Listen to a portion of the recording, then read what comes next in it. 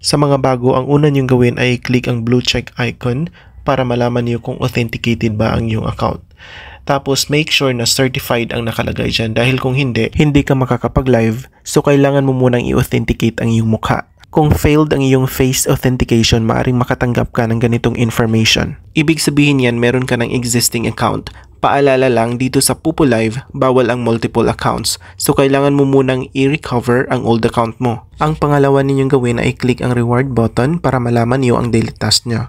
Ang una niyong alamin ay kung ilang oras kayo magla-live. Meron kayong dalawang uri ng pagla-live. Una ay daily live or solo live. Makikita mong duration dyan ay 60 minutes. Ibig sabihin, isang oras ka magsusolo live. At sa baba naman, meron kang makikita na 0/60. That's the ratio of your streaming live duration. Minsan magiging 30/60 yan. Ibig sabihin, nakapag-live ka na ng 30 minutes so meron ka pang 30 minutes to complete the task. Ang pangalawa naman ay join the party live for 1 hour. Nakalagay dyan sa baba na sit in the crown seat. Ibig sabihin nun, kailangan nyo pong umupo sa crown seat or tinatawag natin na CS. Dahil kung hindi, kahit 5 oras kayo makatambay sa party live, hindi makukomplete ang iyong task. At wag mong kalimutang i-complete ang iyong task at i-click ang receive button na yan bago mag alas 12 ng gabi dahil panibagong task na naman. Paano ba mag solo live?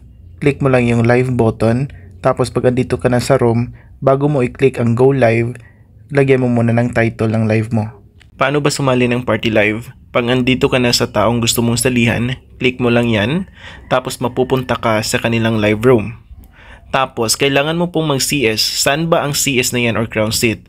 It's number 2, 3, and 4. Again, kailangan nyo pong i-complete ang inyong task bago mag alas 12 ng gabi.